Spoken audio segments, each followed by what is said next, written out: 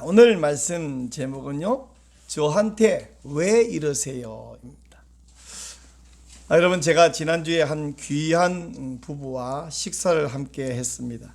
식사 중에 이런저런 대화를 나누다가 예전에 제가 힘든 일을 겪었던 이야기를 하게 됐어요. 그 당시에 제가 상당히 부당하고 또 억울한 대우를 받았던 그런 이야기, 또 그 상황을 잘 이겨낸 이야기를 하게 되었습니다. 근데 이야기를 하고 있는데 그 옆에서 듣고 있던 그 부인이 눈물을 손가락으로 이렇게 찍어내면서 닦아내기 시작해요.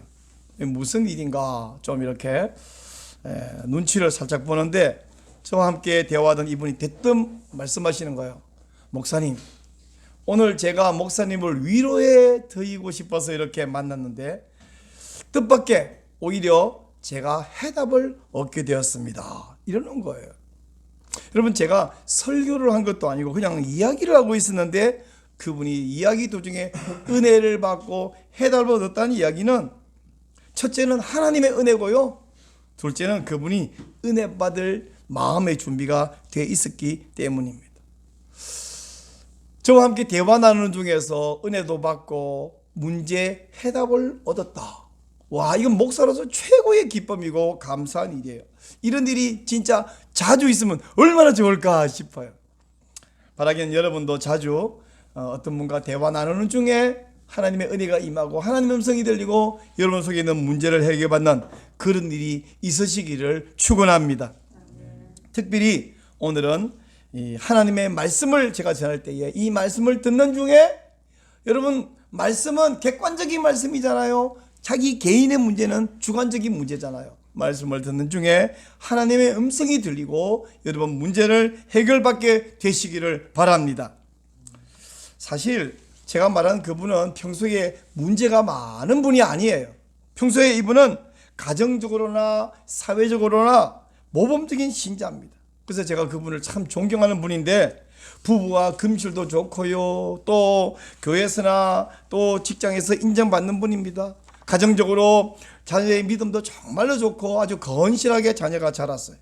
이분의 인품을 보면 누구랑 불편한 관계를 맺을 뿐이 아니고요, 또 이분의 얼굴을 봐서는 그 얼굴에 무슨 수심이나 근심이 있어 보이지 않습니다.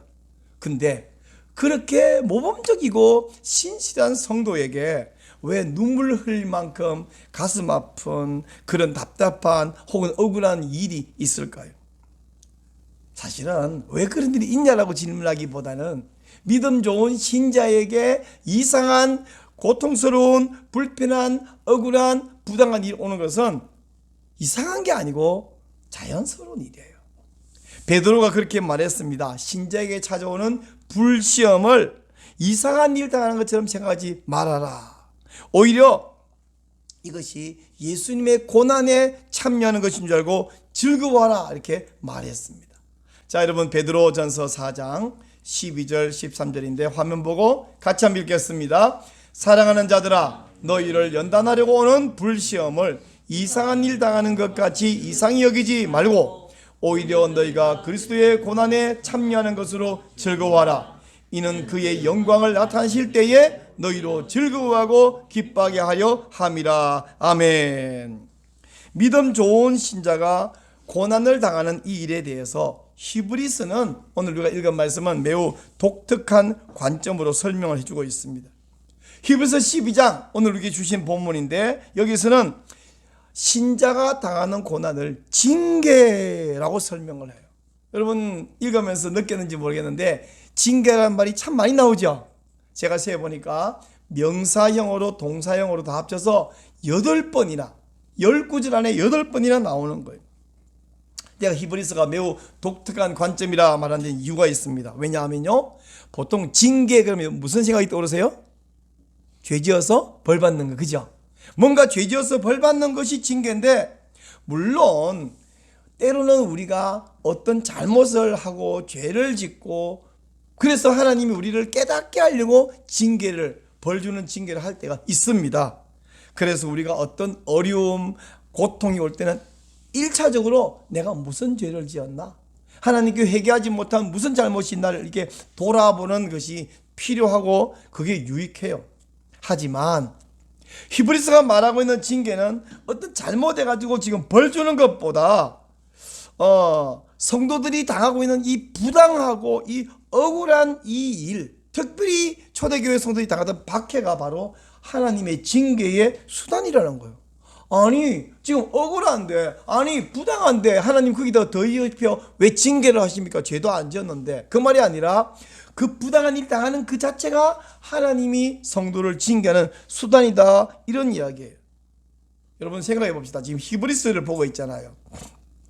히브리인 중에 예수님 믿는 이 성도들은 어떤 압력, 박해를 받냐면 유대교인 지도자로부터 유대교로 돌아오라, 예수 믿지 말고 유대교로 돌아오라, 이 박해를 하고 있어요. 또 잠시 후에는 로마의 황제들, 네로 황제나 도미티아누스 황제나 이런 황제들로부터 하나님 믿지 말고 뭐 믿으라? 황제를 신으로 섬겨라, 황제를 신이라고, 황제를 큐리오스 주라고 해라, 그렇게 압력을 가하고 박해를 받고, 이런 황제들 시대에 많은 순교자도 나왔습니다. 또 이제 기독교가 국교화되어서 평화로운 시대를 어느 정도 지나가다가 중세 시대는 어땠습니까? 종교 개혁자들이 개신교를 버리고, 개혁교회를 버리고 로마 카톨릭으로 돌아오라고 하는 박해가 있었어요. 대표적으로 영국의 청교도들, 우리 잘 알지만 그보다 더 많이 박해와 학살당한 사람 가운데는 프랑스의 개신교들, 위교노들도 있었습니다. 오늘날은 박해가 없어졌냐 하면 우리나라가 지금 눈에 박해가 안 보여서 그렇지, 이슬람을 섬기는 그런 국가들, 또 공산권에서 계속 박해가 이어지고 있고요. 북한은 지금 전 세계 1위 기독교 박해국으로 계속해서 존재하고 있습니다. 그럼 우리나라는 평화로운 나라니까 박해는 없어요. 대신에 박해는 아니지만 어려움이 있어요. 예수 믿느라고 각종 손해보는 일 여러 가지가 있습니다. 근데 히브리서는 지금 유대교의 박해, 로마 박해, 뭐 가톨릭의 박해, 또는 이슬람 뭐 공산 박해, 하여튼 그 종류는 다른데 결국 예수님 믿기 때문에 당하는 어려움은 똑같은데, 이 모든 박해와 고난을 특이하게 뭐라 부른다고요? 징계라고 그래요. 여러분, 우리 성도들은 상당히 똑똑해갖고 지금 마음속에 이런 질문이 생겨요. 목사님, 혹시 그거 번역이 잘못된 건 아닐까요? 이 성경 원문에서는 무슨 단어를 쓰는지 혹시 말할 수 없나요? 제가 말하려고 준비했습니다. 헬라어 원문에서 징계라고 번역된 이 단어가 파이데이아라는 단어를 쓰는데, 파이데이아 뜻은 뭐냐면 교육, 양육, 훈련, 훈계, 징계, 이런 뜻을 갖고 있습니다.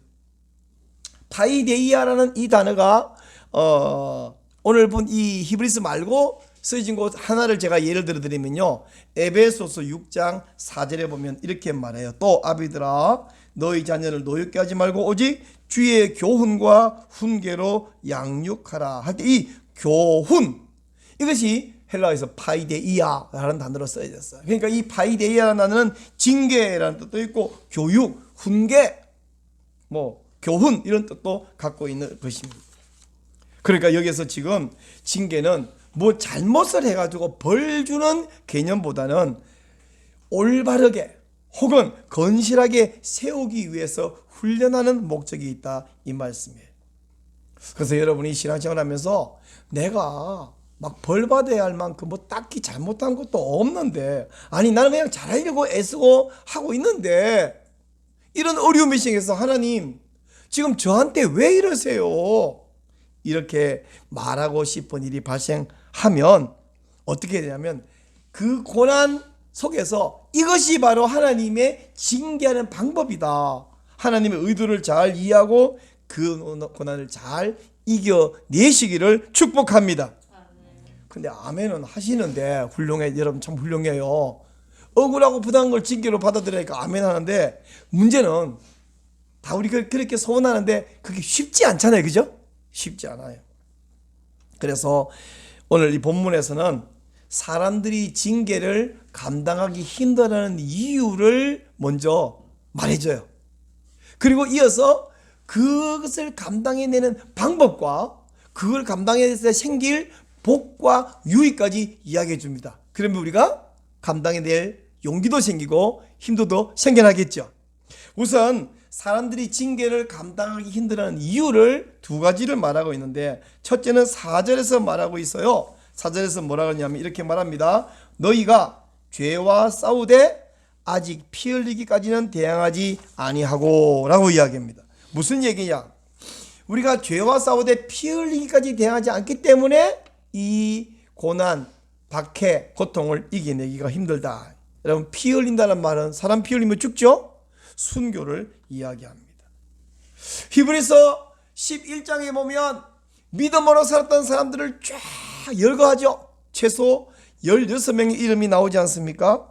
근데 이 많은 사람들이, 그 중에 상당수가 믿음을 지키기 위해서 목숨을 걸고 실제로 순교한 사람도 있습니다. 그런가 하면 히브리서 12장 1절 한번 보시겠어요?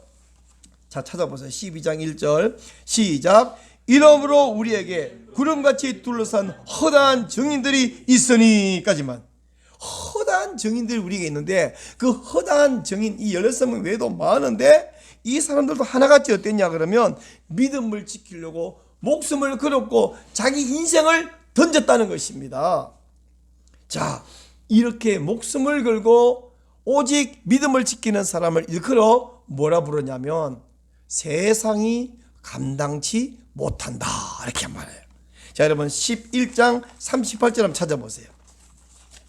히브리서 11장 38절을 보면 이렇게 말합니다. 이런 사람은 세상이 감당하지 못하느니라. 목숨을 거는 사람 세상이 감당하지 못해. 여러분, 세상에서 제일 무서운 사람이 누구냐? 왜 깡패들, 조폭의 사람이 무섭냐 그러면요, 걔들이 막 싸움을 제일 잘해서 무서운 게 아니에요. 걔네는 도대체 죽음을 무서워하지 않아. 목숨을 걸고 덤빕니다. 고 옥한흠 목사님의 제자훈련 세미나에 가면 이 옥한흠 목사님이, 요즘은 제가 안 가봐니까 이제 천국 가시고 어떻게 하는지 제가 잘 모르겠어요. 예전에 살아계실 때 세미나에 가면 첫 번째 강의는 반드시 옥한흠 목사님 직접 강의하는데 제목이 광인론이에요. 미칠 광자 사람인자 광인론. 이 무슨 말이냐면 미치면, 제자 훈련하는데 미치면 성공할 수 있다. 미친 사람은 아무도 감당을 못한다. 그런 이야기를 첫째 시간에 강의를 해요. 근데 여러분, 광인론보다 미치면 성공한다 이것보다 더 강력한 이야기가 있는데 고 이중표 목사님의 별세 신학입니다. 별세 신학은 뭐예요? 내가 죽음을 각오하고 오로지 주님을 제자가 되어 주님만 섬기겠다는 거 아닙니까? 그러면 세상이 그 사람을 감당을 못해요. 목숨 걸고 예수님을 믿으면 세상의 모든 유혹이나 박해를 이겨낼 수 있다 하는 말씀입니다. 지금 마음속에 여러분 궁금한 마음이 하나 생겼어요. 목사님, 그러다가 진짜 죽으면 어떡하는데요? 제가 보니까 그렇게 안 해도 어차피 다 죽던데요. 그리고 그렇게 한다고 다 죽지도 않던데요. 목숨 걸고 예수님 믿거나 죽음이 두려워서, 손해가 두려워서, 피해가 두려워서 도망가는 사람이나 어차피 죽을 때 되면 다 죽어요. 그리고 사람은요, 죽을 때 돼야 죽어요. 한마디로 요약하면 이겁니다. 목숨 걸고 믿는다고 다 죽는 거 아니다. 목숨 걸고 예수 안 믿어도 죽을 때 되면 다 죽는다. 어차피 우리는 죽을 건데 뭐에 죽을 건데 뭐에. 믿음을 지키기 위해서 목숨을 거는 사람, 이런 사람에게 예수님이 말씀하신 거 기억하시죠? 요한계시록 2장 10절 내가 죽도록 충성하라. 그러면 내가 생명의 관을 네게 주리라. 이 말을 알아듣기 쉽게 말하면 목숨 걸고 예수님 믿으면 그 사람은 예수님처럼 된다라는 말씀입니다. 그러므로 피 흘리기까지 싸우면 이길 수 있습니다. 믿음을 지키고 말씀대로 살기 위해서 목숨을 걸면 유혹이든지 박해든지 다 감당할 수 있음을 믿으시기 바랍니다. 아멘. 자, 징계를 감당하기 힘든 첫 번째 이유는 피 흘기까지 싸우지 않았기 때문이고, 두 번째 이유는 뭐냐면 5절 말씀에 나오는데 권면의 말씀을 잊었기 때문이다 라고 말합니다. 자, 여러분 5장 또 아들들에게 권하는 같이 너에게 권면하신 말씀도 잊었도다. 일어서되 하고 5절과 6절에 쭉 이어나오는 이 말씀은 잠언 3장에서 인용해온 말씀이에요. 자, 여러분 히브리서도 있지만 잠언에 있는 말씀을 한번 봅시다. 화면 보시고, 내 아들아 여호와의 징계를 경히 여기지 말라. 그 꾸지람을 싫어하지 말라. 대저 여호와께서 그 사랑한 자를 징계하시기를 마치 아비가 그 기뻐하는 아들을 징계함 같이 하시느니라. 여기 징계라는 말이 두 번 나옵니다. 자, 여러분, 잠언에는 이 말씀을 인용했는데, 잠언은 구약 성경이잖아요. 구약 성경은 히브리어로 기록됐잖아요. 그러면 아까 히브리서 말하는 이 징계라가 파이데이아, 뜻이 뭐 훈계, 교육, 양육, 뭐 훈련, 징계 이런 뜻이 있다고 그랬는데, 그러면 히브리어에서는 무슨 말이 쓰여졌을까요? 뜻은 뭘까요? 역시 궁금하죠? 잠언에서 히브리에서 말하는 징계는 무사르라는 말인데, 이 무사르 뜻은 역시 훈계, 징계, 교훈 이런 뜻을 갖고 있어요. 결국 똑같네요, 그죠? 구약이나 신약이나 히브리나 헬라나 똑같은 단어를 썼습니다. 자, 그렇다면 히브리서 12장 5절에서 말하는 핵심이 뭐냐면, 지혜의 책, 솔로몬이 아들에게 주는 교훈을 통해서 하나님이 우리에게 주는 교훈인데, 지혜의 책 잠언에서 징계에 대해서 교훈을 주셨는데, 너희들이 그걸 잊어버렸기 때문에 지금 징계를 감당하기 힘든 것이다, 이런 이야기.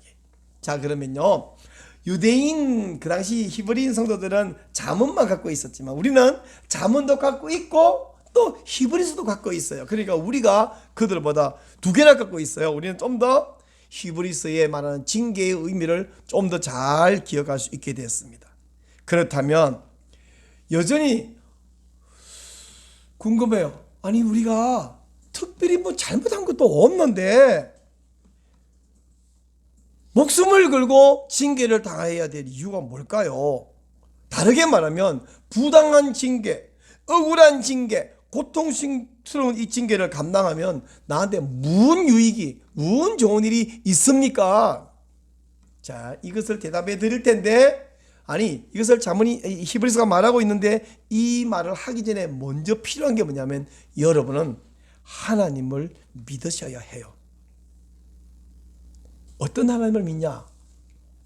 선하시고 지혜로우신 하나님은 절대로 손해되는 것은 주지 않으신다 라는 사실을 믿으셔야 해요. 여러분 믿으십니까? 제가 어릴 때 어머니가 종종 이런 말씀해요. 얘야, 내가 설마 너한테 손해되는 거 시키겠니? 그렇죠. 어떤 어머니도 자녀에게 손해되는 거, 자녀 잘못되라고 시키는 사람 없습니다. 그래서 우리는 어머니의 말을 듣죠. 아버지 말에 명령에 순종합니다. 근데요, 부모님은 자식 잘 되라고 시켰는데 사실은 부모님도 한계 있는 인간이라서 이게 좋은 길인 줄 알고 시켰는데 결론적으로 잘못되는 경우 있다 없다? 자주는 없지만 때로 있다.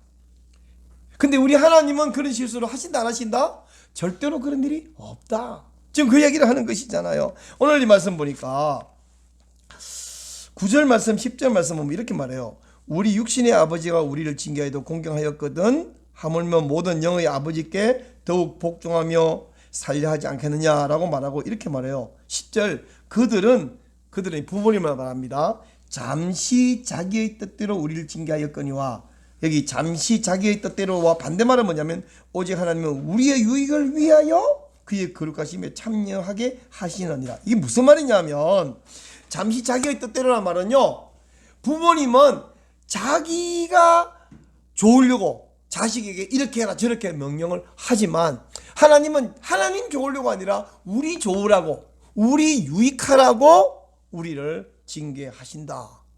그 좋은 이야기가 뭐냐면 하나님의 거룩하심에 참여하게 한다, 이런 이야기예요. 결국 인간적인 한계를 가진 부모예요. 그것도 그 부모는 자기를 위해서 어떤 명령할 때도 순종했는데, 이제 하나님은 우리 유익을 위해서, 그리고 하나님은 어떤 실수하지 아니하시는데 하나님이 주시는 이 징계를 달게 받는 것이 마땅하지 않겠니? 이런 이야기예요. 이런 면에서 예수님도 이렇게 말했습니다. 마태복음 7장 11절 같이 읽습니다. 너희가 악한 자라도 좋은 것으로 자식에게 줄 줄 알거든 하물며 하늘에 계신 너희 아버지께서 구하는 자에게 좋은 것으로 주시지 않겠느냐라는 말은 하나님이 좋은 거 주신다? 아니다. 좋은 거 반드시 주신다. 하나님이 가끔 이상한 거 잘못된 거 준다 안 준다? 안 주신다. 그러므로 여러분은 이렇게 고백하시기 바랍니다. 하나님이 주신 것은 다 선합니다. 따라하세요. 하나님이 주시는 것은 다 선합니다. 자, 저와 여러분이 함께 문장을 완성합시다. 하나님이 주시는 것은 다 선하십니다. 믿습니까? 진짜 믿죠?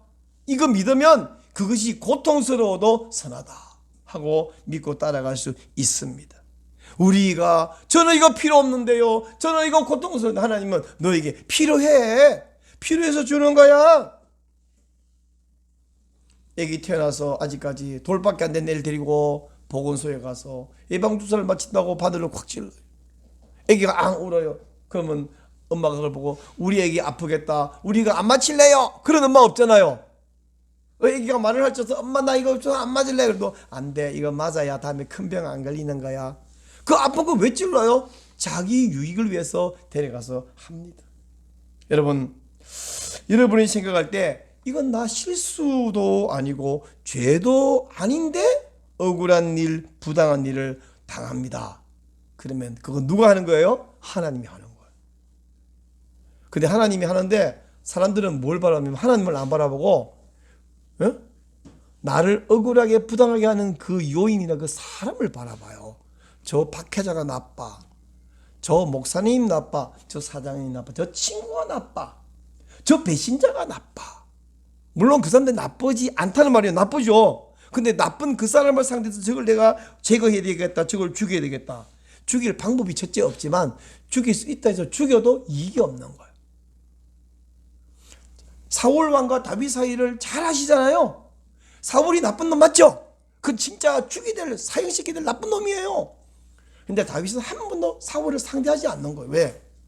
저 사울은 하나님이 나한테 갖다 준 거기 때문에 내가 사울을 제거하면 어떻게 되냐? 하나님이 딴 거 갖다 주든지 아니면 나를 훈련시킬 것을 포기해버리든지. 근데 다윗은 하나님만 바라보지 한 번도 사울을 상대하지 않아. 자기가 합법적으로 정당방위로 죽일 기회가 여러 번 있지만 안 죽이는 거예요. 바보라서 하는 게 아니라 진짜 똑똑한 거예요. 하나님을 그냥 보고 있는 거예요. 그때 하나님이 이렇게 보면서 야 다윗 너 바보냐? 이러지 않고 너 나 아는구나, 너 나 믿는구나, 됐어, 합격.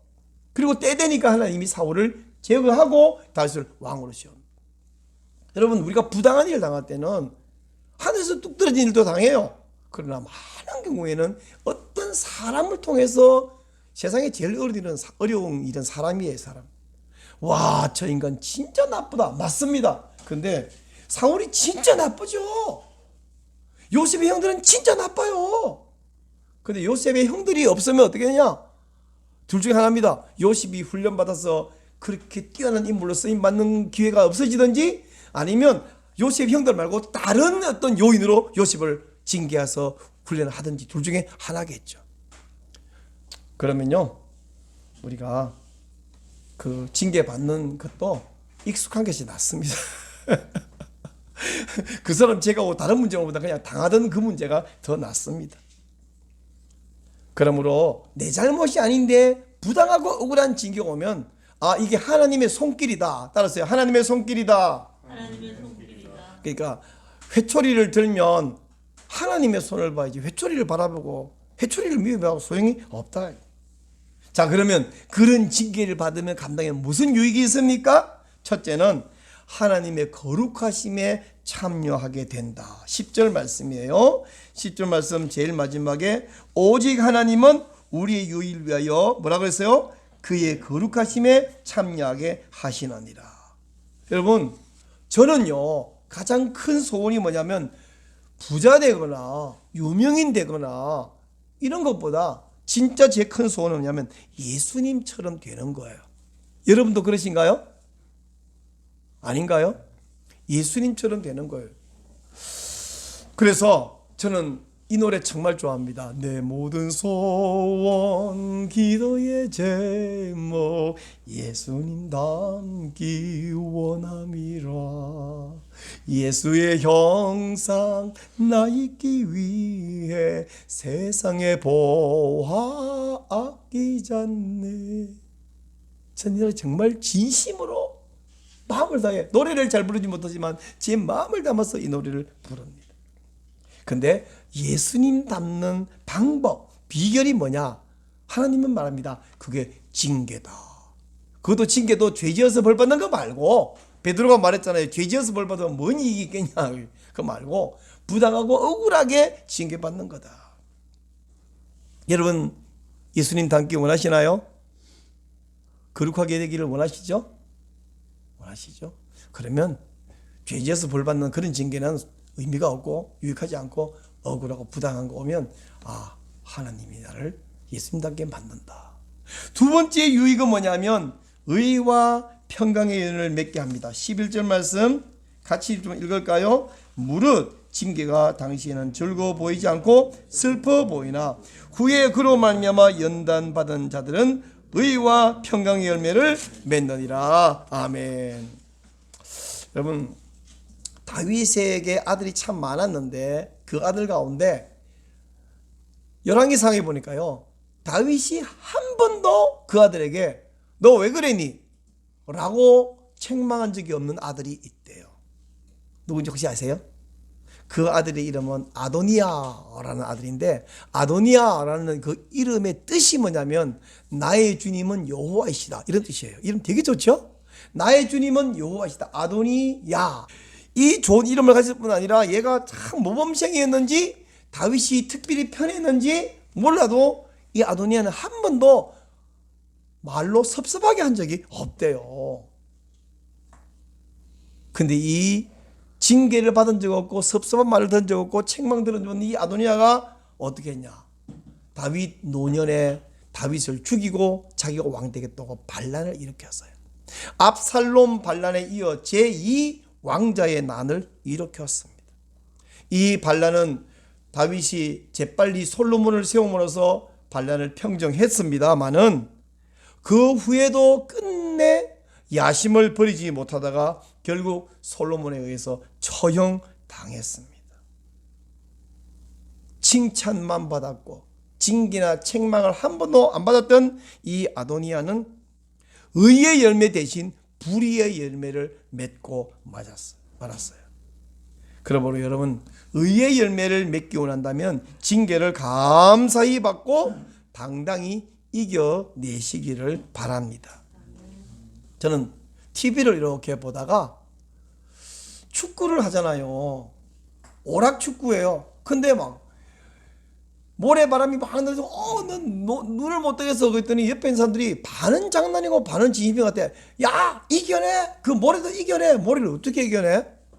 그러면 좀 이따가 게임하는데 심판하는 사람이 장난으로 완전히 편파 판정을 하는 거예요. 옆에 보는 내가 막 화날 정도로 TV를 보는데, 그리고 막 억울하고 부당하다고 이동국 씨가 팔딱팔딱 뛰니까 또 거기다가 또 장난을 칩니다. 야 이겨내. 편파 판정을 어떻게 이겨내요? 말도 안 되는 편파 판정을.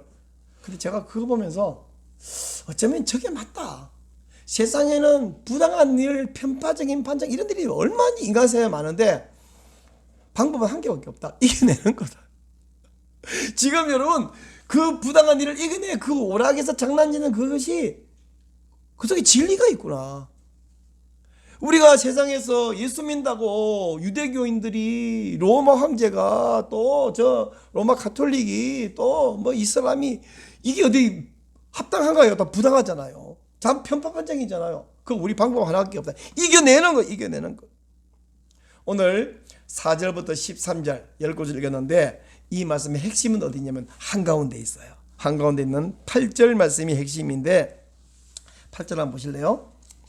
가운데 8절이 핵심이에요. 시작. 징계는 다 받는 것이거늘 너에게 없으면 사생자요 친아들이 아니니라. 이 말을 한마디로 요약하면 너희는 친아들이므로 징계를 잘 견뎌라, 이 말씀이에요. 이것이 바로 여러분이 하나님 저한테 왜 이러세요? 저 잘못한 것도 없는데 왜 저를 이렇게 괴롭히세요? 왜 이렇게 힘들게 하세요? 라고 질문할 때에 하나님의 대답은 친아들이니까 잘 견뎌라. 이 말은 견딜 수 있다 없다? 견딜 수 있다. 근데 우리는 속으로 어떻게 해요? 못 견디겠어요. 하나님이 우리 못 견딜 징계와 고통은 주지 않습니다. 사람이 감당할 시험 받기는 당한 것이 없고요. 시험 당할 즈음에 또한 피할 길을 내서 능히 감당하게 하시는 줄을 믿으시기 바랍니다. 아멘. 감당할 수 있어요. 여러분, 예수 믿기 때문에 신앙생활을 하면서 겪는 어려운 고통, 이 모든 것은 다 거룩하고 또 의와 평강의 열매를 맺게 하는 줄 믿으시고 새 힘을 내서 이기시기를 바랍니다. 아멘. 자, 이제 우리는 이 믿음, 이 고백으로 이렇게 찬양합시다. 나의 등 뒤에서 나를 도우시는 주, 나의 인생길에서 지치고 고나여 매일처럼 주저앉고 싶을 때 나를 밀어주시네. 일어나 그러라 내가 새 힘을 주리니 일어나 그러라 내 너를